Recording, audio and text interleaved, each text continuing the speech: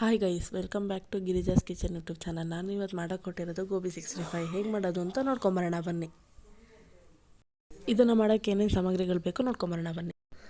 Soya sauce, chilli sauce, tomato ketchup, ಶುಂಠಿ ಬೆಳ್ಳುಳ್ಳಿ paste, vinegar, cornflour, ಮೈದಾ, chilli powder, salt, ಹಾಗೆ cut ಮಾಡಿ ಇಟ್ಕೊಂಡಿರೋ cauliflower, ಹಾಗೆ ಹಸಿಮೆಣಸಿನ್ಕಾಯಿ ಪೇಸ್ಟ್ ತೊಗೊಂಡಿದ್ದೀನಿ.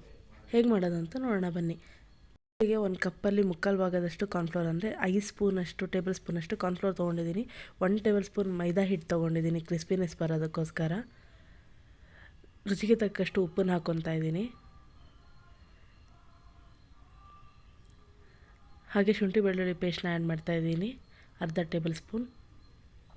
1 ಟೇಬಲ್ ಸ್ಪೂನ್ ಚಿಲ್ಲಿ ಪೇಸ್ಟ್ನ ಆ್ಯಡ್ ಮಾಡ್ತಾಯಿದ್ದೀನಿ. 1 ಸ್ಪೂನ್ ಸೋಯಾ ಸಾಸ್ನ ಆ್ಯಡ್ ಮಾಡ್ತಾಯಿದ್ದೀನಿ. 1.5 ಸ್ಪೂನಷ್ಟು ಟೊಮೊಟೊ ಕೆಚಪ್ನ ಆ್ಯಡ್ ಮಾಡ್ತಾಯಿದ್ದೀನಿ. 1 ಸ್ಪೂನಷ್ಟು ವಿನಿಗರ್ನ ಆ್ಯಡ್ ಮಾಡ್ತಾಯಿದ್ದೀನಿ. ಈಗ ಕಲರ್ ಪೌಡರ್ನ ಆ್ಯಡ್ ಮಾಡ್ತಾಯಿದ್ದೀನಿ. ನಿಮಗೆ ಆಪ್ಷನಲ್ ಬೇಕು ಅಂದರೆ ಹಾಕೋಬೋದು, ಇಲ್ಲಾಂದರೆ ಬೇಡ. ನಾನಿಲ್ಲಿ ಆ್ಯಡ್ ಮಾಡ್ಕೊತಾ ಇದ್ದೀನಿ ಕಲರಿಗೋಸ್ಕರ. ಇದನ್ನು ಇವಾಗ ಸ್ವಲ್ಪ ನೀಟಾಗಿ ಮಿಕ್ಸ್ ಮಾಡ್ಕೊಳ್ಳೋಣ. ಮಿಕ್ಸ್ ಮಾಡಿಕೊಂಡು ನೀರು ಹಾಕಿ ಮಿಕ್ಸ್ ಮಾಡ್ಕೊಬೇಕು.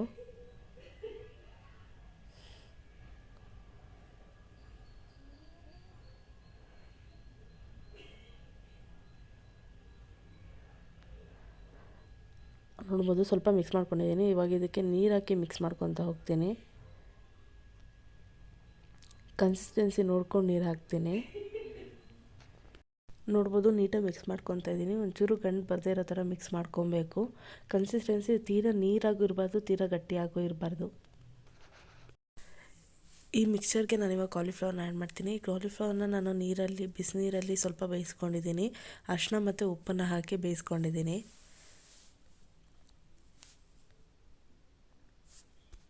ಇದನ್ನು ಇವಾಗ ನೀಟಾಗಿ ಮಿಕ್ಸ್ ಮಾಡ್ಕೊತೀನಿ.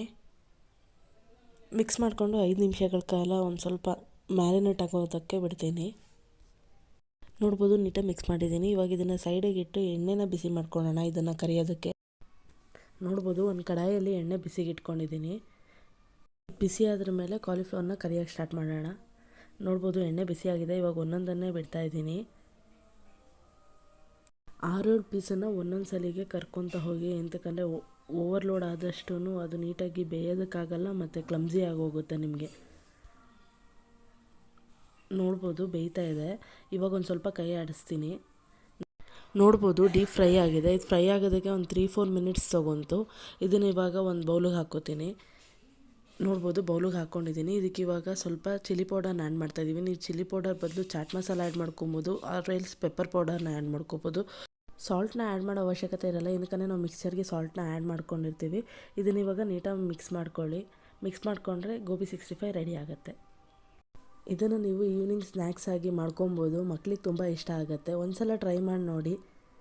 ನೀವು ಇದನ್ನು ಟ್ರೈ ಮಾಡಿ ಮನೇಲಿ ಹೇಗಿತ್ತು ಅಂತ ಕಮೆಂಟ್ ಬಾಕ್ಸಲ್ಲಿ ತಿಳಿಸಿ.